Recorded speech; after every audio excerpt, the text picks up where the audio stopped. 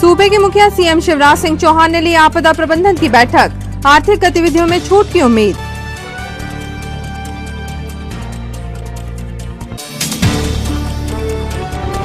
नहीं हो सकी सीएम से चर्चा, इस बात से नाराज दिखे कांग्रेसी नेता, बोले छिंदवाड़ा को किया गया इग्नोर।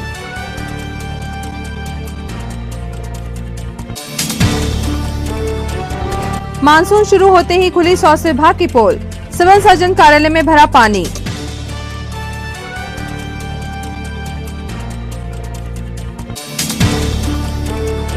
और सकल जैन समाज ने की मां जिनवाणी की सेवा आराधना, शुद्ध पंचमी 15 जून को।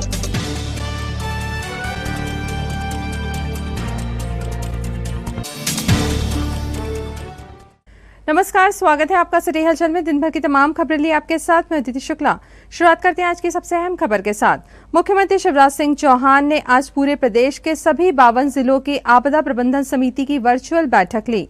इस बैठक में सभी जिलों में कोविड के प्रकरणों में आई कमी के बाद किस तरह की सावधानी बरतते हुए जिलों में कितनी छूट और बढ़ाई जाए, इस पर सदस्यों से सुझाव लिए गए। मुख्यमंत्री ने सदस्यों से कहा कि क्राइसिस मैनेजमेंट कमेटी का काम अभी खत्म नहीं हुआ है, यह व्यवस्था स्थायी हो गई है, जिसके माध्यम से प्रदेश के हितों पर भविष्य में भी चर्चा की जाएगी। बाकी काम अपन करेंगे। आप विधायक मित्र बैठे, आदरणीय सांसद बैठे, बिस्तर, ऑक्सीजन, दवाइयां, बाकी सब अपन करते जाएंगे। लेकिन एक बात याद रखें, उसकी सीमा है और कर तब सकते हैं जब हर एक व्यक्ति को उसके लिए तैयार करें। और मास्क लगाना है तो मुख्यमंत्री अगर अकेले के मास्क लगाने से काम चल जाता तो मैं लगा रहे तो 24 घंटे। नेता कौन? वो नहीं है कि अब जनता नहीं कर रही तो मैं क्या करूंगा, तो अपने धर्म को जा रहे हो मेरी चलूंगा। जो सही दिशा में लीड करके ले जाए वही लीडर, और आप लीडर हैं, यही मेरा आग्रह है। विवाह समारोह के लिए अब वर वधू पक्ष को 20-20 परिजनों के साथ कार्यक्रम करने की छूट होगी, किंतु टेस्ट के बाद ही। यह छूट प्रदेश के मुख्यमंत्री शिवराज सिंह चौहान ने आपदा प्रबंधन की वर्चुअल बैठक के दौरान घोषित की। मुख्यमंत्री जी ने कहा कि कलेक्टर सुरक्षा के लिए इस बात की सावधानी जरूर बरतें कि शादी समारोह वाले परिवारों के सदस्यों का टेस्ट पहले हो जाए। और कुछ सुझाव ऐसे कि जिन पर तत्काल हम लोग फैसला कर रहे हैं आपके सुझाव के आधार पर। कुछ पे ऐसे हैं जिसको मैं थोड़ा वर्कआउट करूंगा। एक विषय आया है शादियों का, और दोनों तरह के विचार आए हैं, क्योंकि शादियां कोई बरसात में हो नहीं पाएगी, मुहूर्त सीमित हैं, और हर एक ने कहा कि नहीं शादी तो होना चाहिए। ये भी कहा कि सावधान रहना चाहिए, संख्या बहुत नहीं बढ़ना चाहिए। लेकिन मैं भी ये मानता हूं कि रीजनेबल होना चाहिए, और मैंने पिछले महीने कहा भी था बच्चों से कि चिंता मत करो, अगले महीने शादी करवाएंगे। तो अब शादियों में जो अभी तक संख्या 10-10 थी, उसको बढ़ा के हम लोग ये तत्काल प्रभाव से करेंगे, 20-20 कर दी जाएगी दोनों पक्षों से, 20 वर पक्ष से और 20 वधू पक्ष से, तो लगभग 40 के आसपास संख्या हो जाएगी। तो शादियां में परिजन भाग ले सकेंगे। लेकिन एक बात और हम तय करते हैं इसके साथ ही कि टेस्ट जरूर शादी जिस परिवार में हो, कलेक्टर सारे बैठे हैं, टेस्ट जरूर करवा लें सैंपल लेके, तो ये और सुरक्षित होगा। क्योंकि पिछली बार हमने देखा कि जहां शादियां हुई वहां परिवार के परिवार संक्रमित हो गए, और कई जगह तो जाने तक चली गई। इसलिए शादियों के मामले में प्रतिबंध था। लेकिन अब हम ये उचित संख्या होगी जिसमें कम संख्या में सुरक्षित शादियां हो पाएगी, और हम लोग उनका टेस्ट भी करेंगे, तो पूरी तरह से सुरक्षित लोग रहेंगे। जिला कांग्रेस कमेटी अध्यक्ष विश्वनाथ ओक्टे ने सीएम शिवराज सिंह व आपदा प्रबंधन कमेटी की वर्चुअल बैठक में भाग लेने के पश्चात बाहर आकर निराशा व्यक्त की। उनके द्वारा कुछ बिंदुओं पर मुख्यमंत्री से मांग रखी जानी थी। इस बैठक में छिंदवाड़ा जिले को अपनी बात रखने का मौका ही नहीं मिला, जबकि छिंदवाड़ा व चौरई के पूर्व विधायक भी सीएम से संपर्क करने की कोशिश करते रहे, किंतु बात नहीं हो सकी। कलेक्टर सभा कक्ष में हमारे प्रदेश के मुख्यमंत्री जी वीडियो कॉन्फ्रेंस के माध्यम से मीटिंग ले रहे थे। बहुत सारे विषयों पर चर्चा हमारी कलेक्टर से हुई। हमने कोशिश की कि सीएम से अपनी बात रखे, किंतु वहाँ इतनी भीड़ थी, इतना अव्यवस्थित कार्यक्रम था पूरे जिले के 52 जिलों से। हम लोग छिंदवाड़ा वाले किसी की बात नहीं हो पाई। उनके पूर्व विधायक चंद्रभान जी ने प्रयास किया, उनके पूर्व विधायक रमेश दुबे जी ने प्रयास किया कि कैसे भी लिंक जुड़ जाए हमारी छिंदवाड़ा के मुख्यमंत्री से, हम छिंदवाड़ा की बात कर सके। मुझे दुख है कि छिंदवाड़ा की बात मुख्यमंत्री जी नहीं कर पाए, न उन्होंने छिंदवाड़ा को प्राथमिकता दी। मैं आप सब लोगों के माध्यम से कहना चाहता हूं कि हमारी एक ही मांग थी, मुख्य रूप से जब मुख्यमंत्री से कहना चाह रहे थे कि जिनकी प्रोटोकॉल में अंत्येष्टि की गई है, जिनकी डेथ हुई है, उनको कोरोना की सर्टिफिकेट दी जाए। यह बात हम मुख्यमंत्री से कहना चाह रहे थे, किंतु दुर्भाग्य से न मुख्यमंत्री ने छिंदवाड़ा को टाइम दिया, हमारे भाजपा के पूर्व विधायक ने प्रयास किया, हमारे छिंदवाड़ा के पड़ोस के सीनी जिले को उन्होंने टाइम दिया, लेकिन छिंदवाड़ा को टाइम नहीं दे पाए।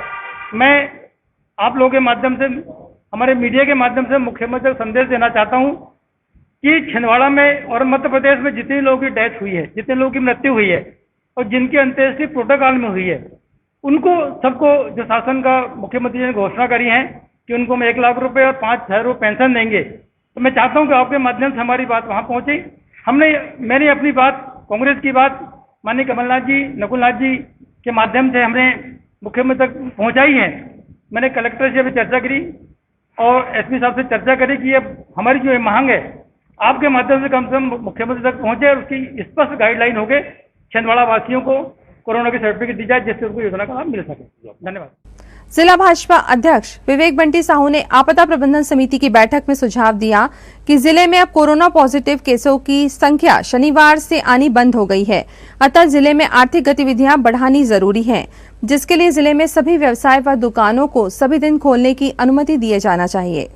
माननीय शिवराज सिंह चौहान जी ने पूरे प्रदेश के सभी जिलों की आपदा प्रबंधन समिति की बैठक आयोजित करवाई थी। इस बैठक में उन्होंने आगे जो अनलॉक होना है उसको लेकर के सुझाव मांगे और निश्चित तौर पर हमारे मध्य प्रदेश ने माननीय मुख्यमंत्री जी के नेतृत्व में कोरोना में विजय पाई है और आज पॉजिटिव रेट मध्य प्रदेश की 0.3% रही है। तो इससे अब आगे की रूपरेखा बन रही है, आगे किस तरीके से अनलॉक करें, क्योंकि आर्थिक गतिविधियाँ भी जरूरी है। हमने छिंदवाड़ा की तरफ से सुझाव दिए हैं कि पूरे तरीके से आर्थिक गतिविधियाँ प्रारंभ कर दी जाए, क्योंकि छिंदवाड़ा में कल 0% कोई केस आए हैं, तो अब आगे आर्थिक गतिविधियाँ जरूरी है, सारी दुकानें प्रतिदिन खुलें, इसको लेकर के हमने मुख्यमंत्री से मांगा। क्राइसिस मैनेजमेंट कमेटी की एक बैठक में भाग लेने के बाद पूर्व मंत्री चौधरी चंद्रभान सिंह ने बताया कि जिले में दुकानों को एक साथ खोलने को लेकर मुख्यमंत्री जी ने सुझाव लिए हैं। साथ ही उन्होंने जनता से अपील की है कि कोरोना से बचाव का साधन एकमात्र वैक्सीनेशन ही है, सभी लोग टीका अवश्य लगवाएं। मुख्यमंत्री जी की वीडियो कॉन्फ्रेंसिंग थी और मध्य प्रदेश देश से बहुत बेहतर स्थिति में कोरोना के मामले में है, काफी नियंत्रण में है। सभी प्रदेश के जिलों से माननीय मुख्यमंत्री जी ने सुझाव लिया। क्राइसिस जो मैनेजमेंट कमेटी है ये नीचे तक निरंतर काम करेगी, ये सब चर्चा हुई, लोगों से सुझाव लिए गए और जिले में भी सारा जो अभी जैसे हमारा मार्केट आधा खुला आधा बंद है, इसके बारे में भी जिला स्तर पे हम लोगों ने विचार किया कि इनको पूरा का पूरा खोला जाए। मैं क्योंकि अभी जो दुनिया भर की स्थिति है कि कहीं 3rd 4th फिर से कोरोना की लहर आई है, इससे बचाव का एकमात्र अगर कोई उपाय है तो वह वैक्सीनेशन है और इसलिए जनता स्वयं आगे आए और अपना टीकाकरण कराए ताकि इस महामारी से हम सब लोगों को मुक्ति मिल सके। धन्यवाद। जिला चिकित्सालय परिसर में स्थापित सिविल सर्जन और नेत्र विभाग का कार्यालय बदहाली का रोना रो रहा है। दरअसल ऐसा इसलिए भी है क्योंकि एक तरफ तो स्वास्थ्य सुविधाओं को दुरुस्त करने के लिए प्रशासन की ओर से बड़ी मात्रा में पैसा खर्च किया जाता है, वहीं इन स्वास्थ्य सुविधाओं को संभाल रहे सरकारी नुमाइंदों को जर्जर भवन में बैठकर काम करना पड़ रहा है। आज हम बात कर रहे हैं छिंदवाड़ा सिविल सर्जन और नेत्र विभाग के कार्यालय की, जहां बारिश के शुरू होते ही पानी का छत से टपकना शुरू हो गया है। आलम यह है कि इस पूरे परिसर की छतों से पानी टपक रहा है, जिससे वहां रखे सरकारी दस्तावेज तो खराब हो ही रहे हैं, साथ ही वहां काम कर रहे कर्मचारियों को भी टपकते पानी में बैठकर कार्य करना पड़ रहा है। आपको बता दें कि सिविल सर्जन मैम का टेबल भी इससे अछूता नहीं है। उनके टेबल पर भी बाकायदा एक बाल्टी रखी हुई है, जिसके अंदर छत से टपकता हुआ बारिश का पानी एकत्रित हो रहा है। अब सवाल ये भी खड़ा होता है कि तकरीबन 50 साल से भी ज्यादा पुराने इस भवन को आखिर कब जिला प्रशासन दुरुस्त करवाता है, या फिर किसी हादसे के हो जाने का इंतजार प्रशासनिक व्यवस्था को है।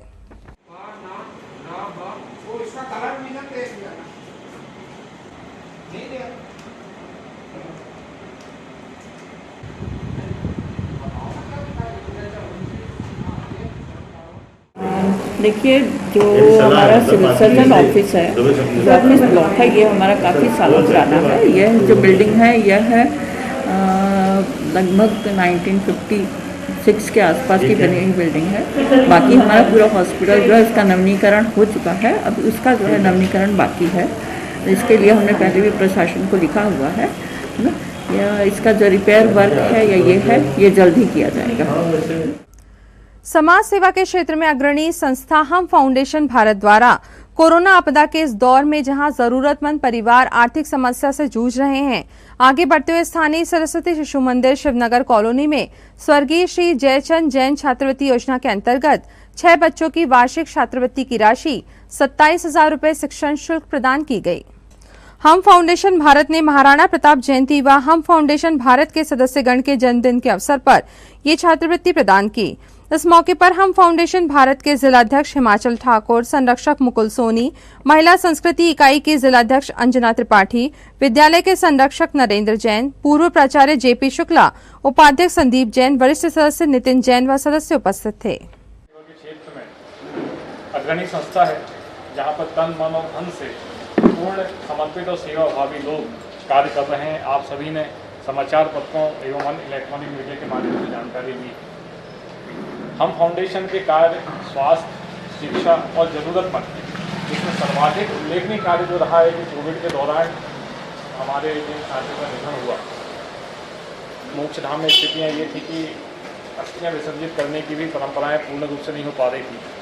उस समय ये बड़ी महत्वपूर्ण जिम्मेदारी हम फाउंडेशन के जिलाध्यक्ष भाई हिमाचल ठाकुर ने स्वयं होकर ली और पूरी टीम के साथ मिलकर इस हृदय विदारक दौर से हम जो गुजरे हैं, वहाँ पर भी हमारी परंपराओं को अक्षुण्ण रखा और उसे पूर्ण किया और लगातार कार्य कर रहे हैं। और ज़मीनी लेवल पर काम करने वाली हम फाउंडेशन का हम एक बार पुनः स्वागत करते हैं और तालियों से अभिनंदन। सर्वप्रथम तो मैं आप सबको ये बताना चाहता हूँ कि मेरी भी शिक्षा सरस्वती शिशु मंदिर में हुई है और मैं और नितिन भाई साथ में सहपाठी रहे। और जैसा कि हिमाचल भाई ने बताया, देखिए शिक्षा तो सभी स्कूल देते हैं, पर शिक्षा के साथ संस्कार जो देता है वो सरस्वती शिशु मंदिर देता है। वो संस्कार का ही परिणाम है जो आज हम यहाँ सेवा के लिए आए हैं और आज कंधे से कंधा मिला के नितिन भाई के साथ हम आज इस सेवा कार्य में लगे हैं। छात्रवृत्ति जो कि जयचंद जैन जी की स्मृति में प्रारंभ की गई है, इस छात्रवृत्ति के रूप में आज हम 6 बच्चों की हम फाउंडेशन भारत फीस पटाने जा रहा है।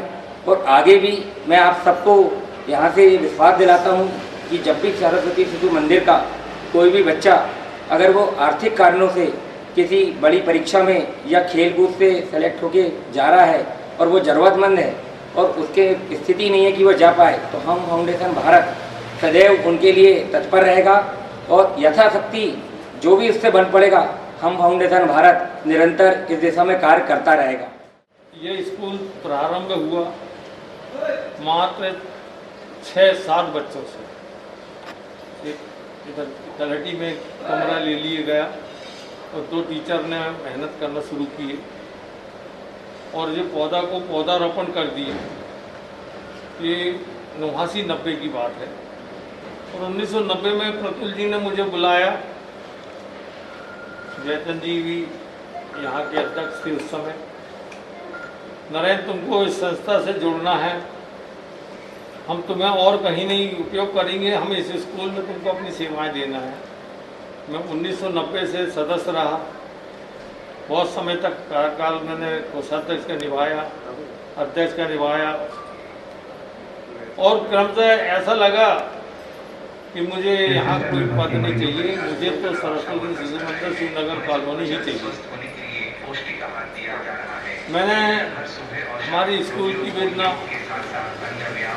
मेरे बेटे नितिन से अवगत कराया कि बहुत विषम परिस्थिति चल रही है।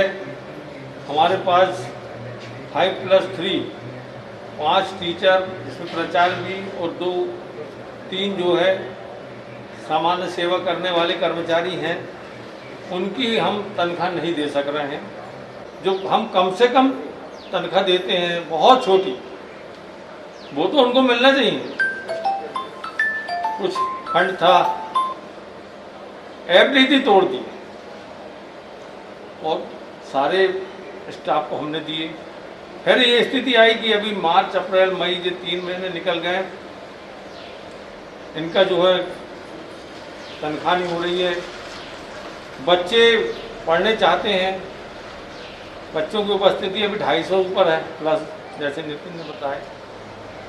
मैंने अपनी वेदना बताया भैया को, उन्होंने पापा आपने हमें संस्कार दिए हैं, आप इतने सक्षम थे कि बड़े बड़े स्कूल में हमें पढ़ा सकते थे, लेकिन भाई मेरे बड़े आदरणीय गौरव सिंह ठाकुर जी मेरे प्रेरणा स्रोत हैं, मेरे अग्रणी हैं, उन्होंने भी अपने बच्चे सत्येंद्र को वहीं पढ़ाया। मैंने मेरे 5 बच्चों को सरस्वती शिशु मंदिर में पढ़ाया।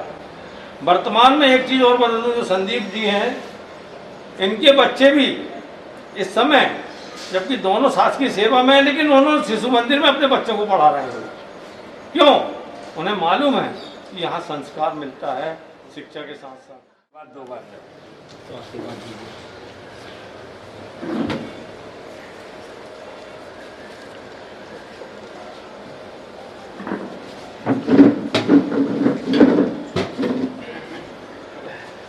बहुत आशीर्वाद, बहुत आशीर्वाद। खूब जियो, खूब पढ़ो, खूब ऐसे ही करो, नाम कमाओ।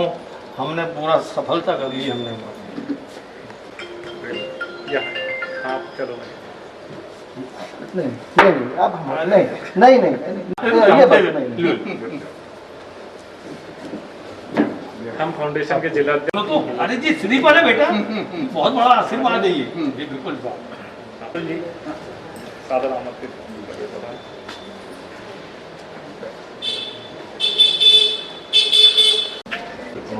पढ़ाया जी। अरे वो हाँ हाँ शेड्यूल हाँ हाँ। हमारे पड़ोसी और विवेकानंद शाखा में अपनी महत्वपूर्ण भूमिका निभाने वाले भाई सनी जी, सनी मालवी जी,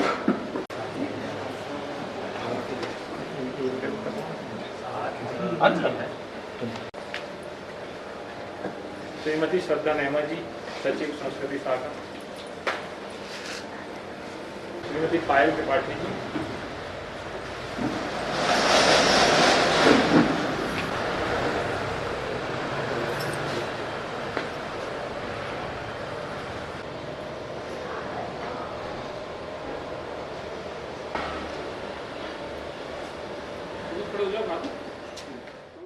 हम फाउंडेशन भारत, जिसका मुख्य उद्देश्य है शिक्षा और स्वास्थ्य के क्षेत्र में हमारे हम फाउंडेशन भारत द्वारा निरंतर कार्य किया गया, जिसमें कोविड सेंटर में सामग्री हो या जिला प्रशासन को रेमडेसिविर इंजेक्शन हो, चाहे वेपोलाइज़र हो, चाहे हैंडिंग सैनिटाइज़र ऑटोमेटिक मशीन हो, चाहे ट्राइसिकल हो, दिव्यांगों के लिए ट्राइसिकल हो, लगातार हम फाउंडेशन भारत द्वारा निरंतर इस क्षेत्र में कार्य किया जा रहा था।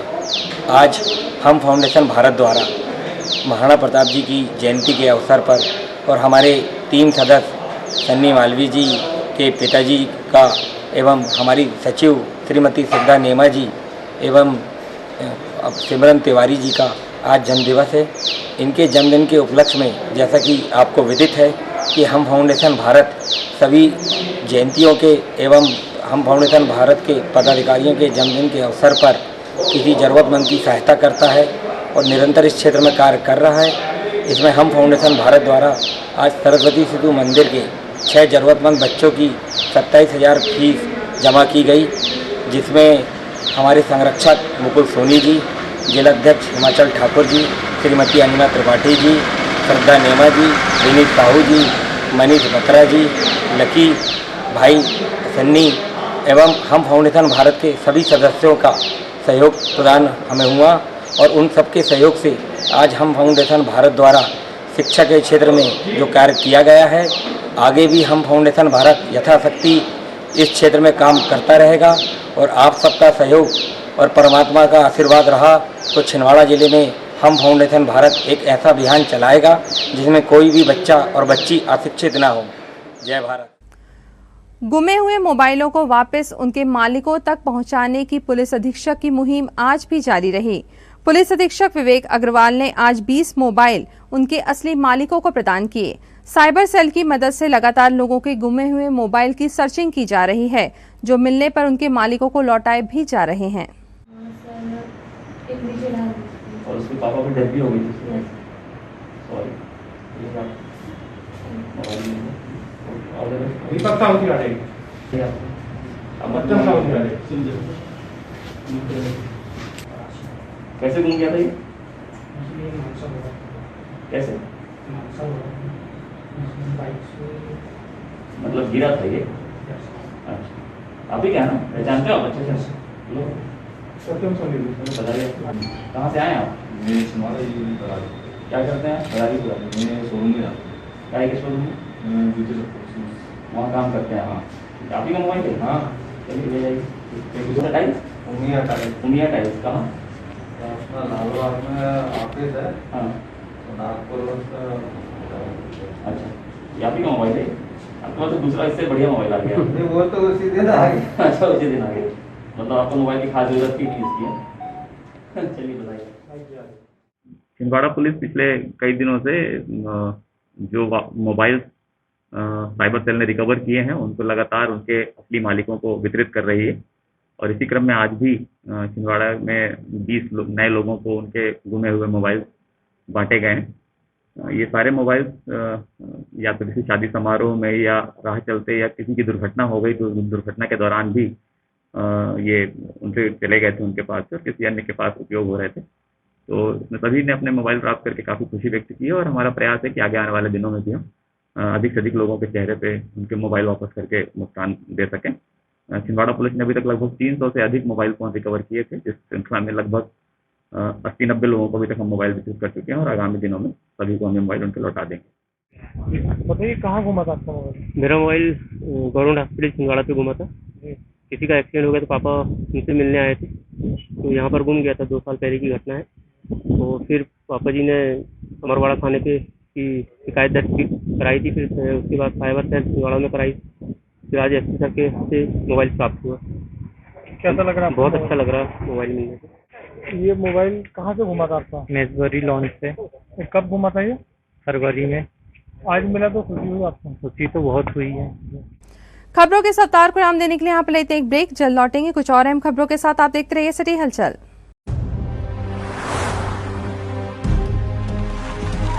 Boundaries are natural, and some cross them naturally.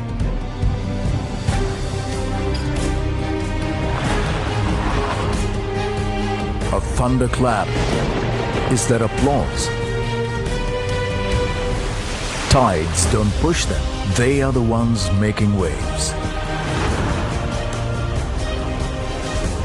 They drive the winds of change. Ruling these forces defines the Hyundai SUV life. Hyundai, India's #1 SUV maker.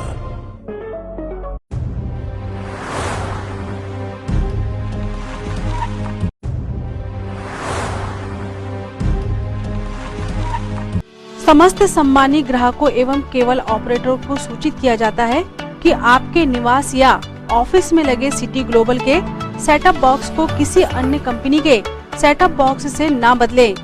यह ट्राई के नियम अनुसार कानूनी अपराध है। अगर कोई केवल ऑपरेटर आपके सिटी ग्लोबल के सेटअप बॉक्स को प्रलोभन देकर बदलता है तो आप हमें इन नंबरों पर सूचित करें। फोन नंबर है 07162 298 001। फोन नंबर है 07162 298 001। ब्रेक के बाद स्वागत है आपका सिटी हलचल में और अब आगे बढ़ते हैं खबरों में। वीर शिरोमणि महाराणा प्रताप की 481वीं जयंती के उपलक्ष्य में सकल हिंदू समाज के द्वारा महाराणा प्रताप चौक पर उनकी भव्य प्रतिमा के समक्ष उन्हें याद कर उनके छायाचित्र पर माल्यार्पण कर पौधारोपण किया गया। इस मौके पर अंशुल शुक्ला, सुरजीत पप्पू ठाकुर, राजा राजपूत, विशाल पोफली सहित अन्य लोग उपस्थित थे। महाराणा प्रताप जब तक सूरज चांद रहेगा।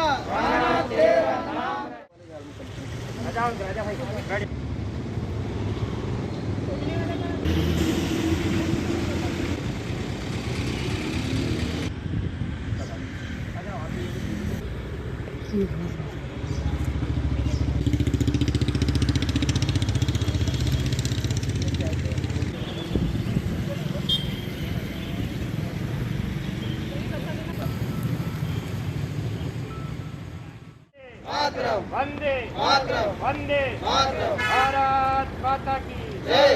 वीर शिरोमणि महाराणा प्रताप अमर रहे।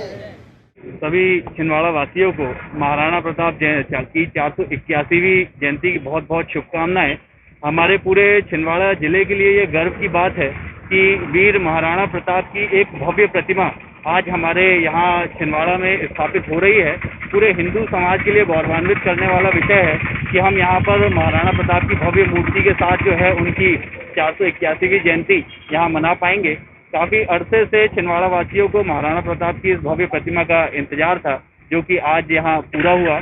आप सभी को मेरा निवेदन है कि यहाँ आकर महाराणा प्रताप जी की भव्य मूर्ति के आप सभी दर्शन करें और उनकी जो 481वीं जयंती मनाई जा रही है, आप सभी उसका अपने घरों में रहकर और कोरोना प्रोटोकॉल का पालन करके आप सभी आनंदोत्सव उसका मनाइए, ऐसा मेरा आप सभी से निवेदन है। इसमें कोई दो मत नहीं कि महाराणा प्रताप एक राष्ट्रीय पुरुष है, परंतु यहाँ पर जो राजपूत क्षत्रिय समाज के लोग हैं, मैं प्रांतीय राजपूत क्षत्रिय समाज का महामंत्री रहा हूँ और सर्वप्रथम महाराणा प्रताप जयंती का कार्यक्रम यहाँ पर आयोजित किया गया था।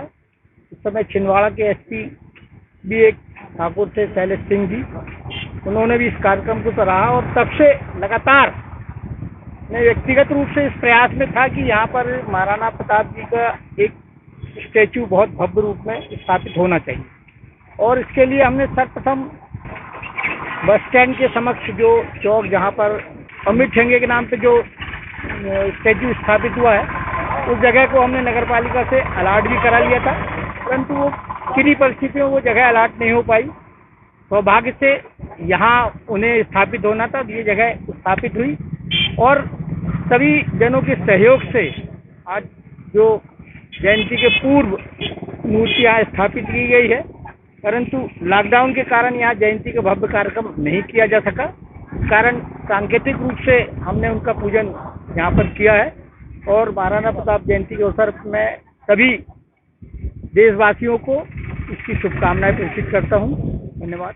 वीर शिरोमणि महाराणा प्रताप की जयंती के अवसर पर आज महाराणा प्रताप चौक पर सकल हिंदू समाज के तत्वाधान में पौधारोपण का आयोजन किया और छीन के पेड़ और फूल, जासुन के फूल के और गुलाब के फूल के पौधारोपण कर उनको आज जयंती के अवसर पर हमने उन्हें माला अर्पण कर हमारे वरिष्ठ जनों के साथ और हिंदू समाज के राजा भाई अंशुल भाई और सम्माननीय दीपक जी और राजन सिंह वैद्य जी के मार्गदर्शन पे यहाँ हमने यह आयोजन किया था।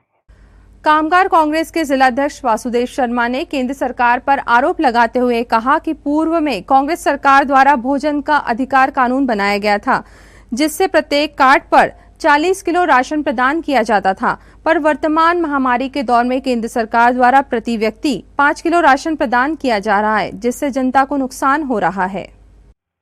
भोजन का अधिकार कानून तत्कालीन मनमोहन सिंह की सरकार ने बनाया था और जिस मंत्रिमंडल समिति ने इस कानून को बनाया था, उस मंत्रिमंडल में माननीय कमलनाथ जी अध्यक्ष थे। तो माननीय कमलनाथ जी की अध्यक्षता में केंद्र सरकार ने भोजन के अधिकार का कानून बनाया था, जिसके जरिए हर गरीब को चाहे उसमें 2 सदस्य हैं, 4 सदस्य हैं, 5 सदस्य हैं, एक राशन कार्ड पर 30 किलो गेहूं और 10 किलो चावल देने का प्रावधान किया गया था। कोरोना महामारी में केंद्र की मोदी सरकार ने इसे 5 किलो प्रति व्यक्ति मुफ्त राशन देके इस भोजन के अधिकार के कानून को कमजोर कर दिया है। जिस परिवार पर पहले 4 सदस्यीय परिवार पर 40 किलो राशन पहुंचता था, मोदी सरकार ने उसे 20 किलो कर दिया है, यानी एक 4 सदस्यीय परिवार के राशन में 20 किलो राशन की कटौती कर दी गई है। कोरोना में मुफ्त राशन के बहाने गरीबों के राशन में की गई कटौती सरकार की असंवेदनशीलता को दर्शाता है और यह जो है सरकारों के झूठ बोलने की पराकाष्ठा है। केंद्र और राज्य सरकारों ने इस कोरोना काल में जनता के बीच में ये धारणा बना दी थी कि जैसे गरीबों को दोनों सरकारें मिलकर उनके घरों को राशन से लबालब भर दे रही हैं। 40 किलो पहले से मिलता है, 5-5 किलो ये दोनों देंगे। इस तरीके से जो संदेश था केंद्र राज्य सरकार का, वो ये था कि एक गरीब के घर में कम से कम 80 किलो या 100 किलो के करीब राशन पहुंचेगा। लेकिन वास्तविकता और सच्चाई यह है कि मुफ्त राशन के जरिए केंद्र और राज्य दोनों सरकारों ने मिलकर एक गरीब के घर में एक महीने में 20 किलो राशन पहुंचाया है, जो पिछले सामान्य समय में मिलने वाले 40 किलो राशन में 20 किलो राशन की कटौती है। रविवार कोरोना कर्फ्यू के चलते शहर में सन्नाटा पसरा रहा। दुकानों पर जड़े ताले कोरोना काल की स्थितियों को ताजा करते नजर आए। सड़कें सामान्यतः सूनी ही रही। कुछ लोग ही मेडिकल, इमरजेंसी या अन्य आवश्यक कार्यों से घरों से निकले, जिनकी आवाजाही देखी गई।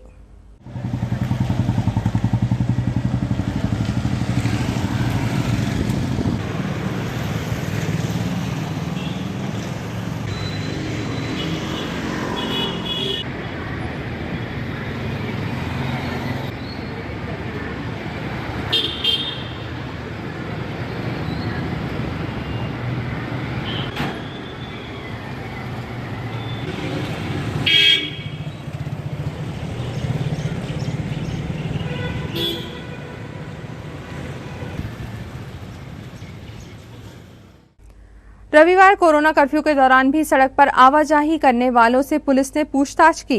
इस दौरान पुलिस ने बेवजह घूमते पाए जाने वाले, बगैर नंबर प्लेट वाले वाहनों व काली फिल्म लगे हुए वाहनों के साथ ही बगैर मास्क घूमने वालों के विरुद्ध चालानी कार्यवाही की।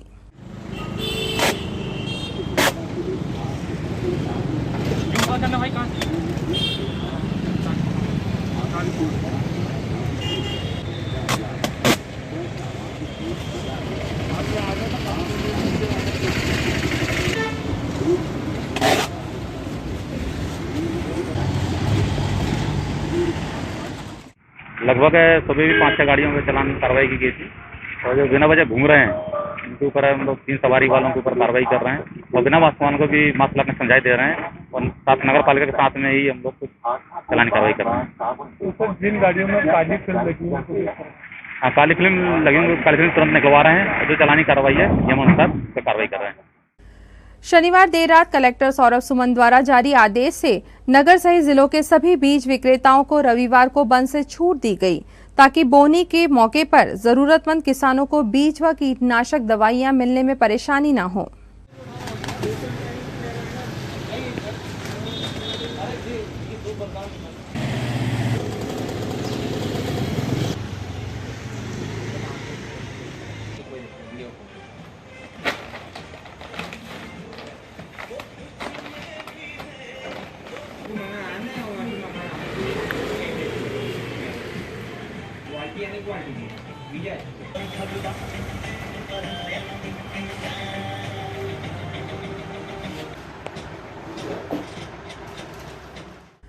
स्वामी विवेकानंद स्मारक समिति के संयोजक अंशुल शुक्ला ने समिति सदस्यों व साथियों के साथ आज छिंदवाड़ा को हरित बनाने के उद्देश्य से बनगांव बाईपास पर पौधारोपण किया। इस वृक्षारोपण की विशेषता यह है कि इसमें जिले की पहचान छीन के वृक्ष भी लगाए जा रहे हैं, ताकि छिंदवाड़ा की पहचान फिर से हरी भरी हो सके।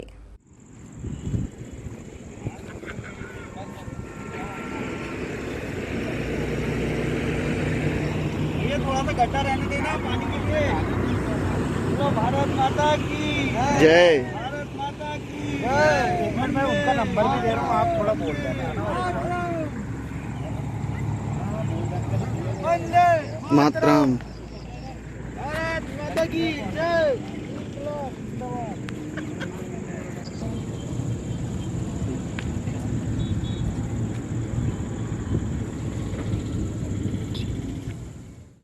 आज छिंदवाड़ा शहर में हमारे कुछ दोस्त भाइयों का जन्मदिन रहता है, तो उसके अवसर पर भी और क्षेत्र में हरियाली को भी जो है और ज़्यादा छिंदवाड़ा को हरित करने के लिए हमने आज यहाँ बनगांव का जो बाईपास है, जो पूरे तरीके से आप देख रहे हैं, इतना बड़ा जो रिंग है, जो कभी वृक्षारोपण यहाँ किया गया था, अभी वर्तमान में पूरा सूखा पड़ा है।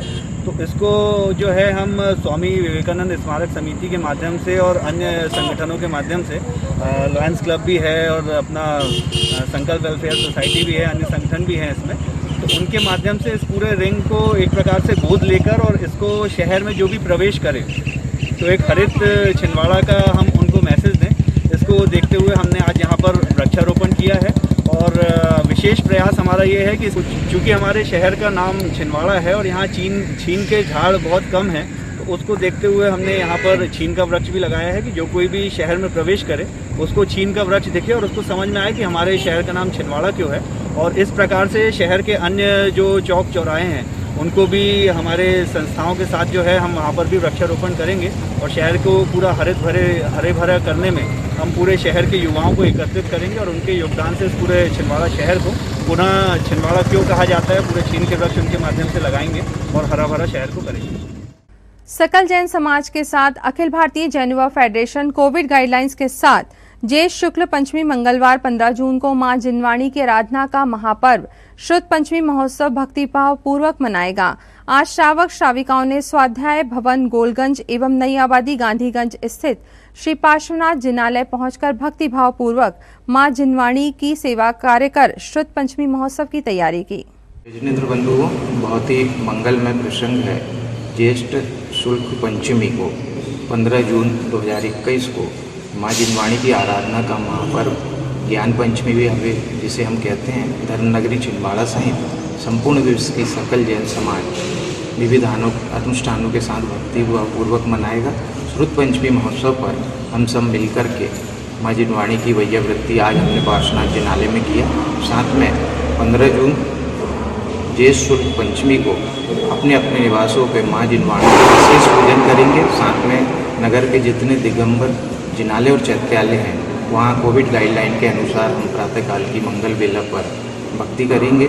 माँ जिनवाणी ने जो मार्ग बताया भगवान महावीर ने, गौतम गणधर ने, कुंद आचार्य से लेकर आचार्य तारण स्वामी तक उन सब का अनुसरण करके हम स्वाध्याय का संकल्प लेंगे। सुबह से हमारे कार्यक्रम चलेंगे। संध्या की बेला में घरों घर धर्मनगरी छिंदवाड़ा सहित पूरे विश्व में माँ जिनवाणी की भक्ति होगी और स्वाध्याय का क्रम चालू होगा। मैं आपसे सर्वोदय अहिंसा अभियान, अखिल भारतीय जैन युवा फेडरेशन, सकल जैन समाज छिंदवाड़ा की ओर से सविनय निवेदन करता हूँ कि शुद्ध पंचमी महामहोत्सव बहुत ही भक्तिभाव पूर्वक मनाएं जो कि 15 जून को आने वाला है। वो माँ जिनवाणी के स्वाध्याय का संकल्प लें इसी भावना के साथ। धन्यवाद। जय जिन। और अब इन तमाम खबरों को समेटते के देखते हैं सुर्खियां।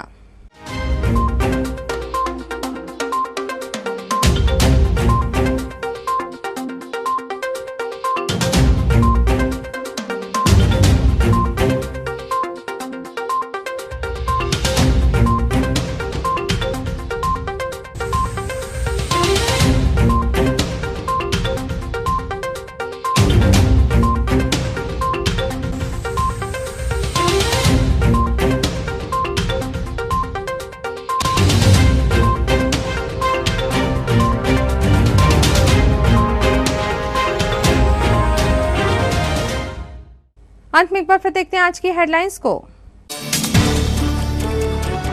सूबे के मुखिया सीएम शिवराज सिंह चौहान ने ली आपदा प्रबंधन की बैठक, आर्थिक गतिविधियों में छूट की उम्मीद।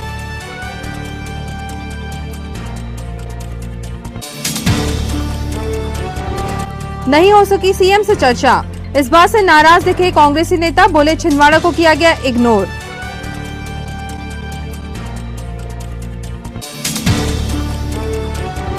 मानसून शुरू होते ही खुली स्वास्थ्य विभाग की पोल, सिविल सर्जन कार्यालय में भरा पानी।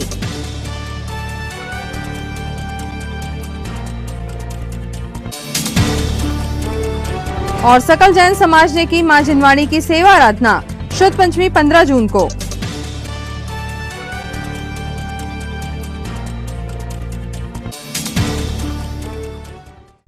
इस बुलेटिन में खबरों का ऐसा बनाव फिलहाल यहीं तक था। आप सभी खबरों के साथ फिर होगी आपसे मुलाकात, तब तक लीजिए अनुमति। नमस्कार।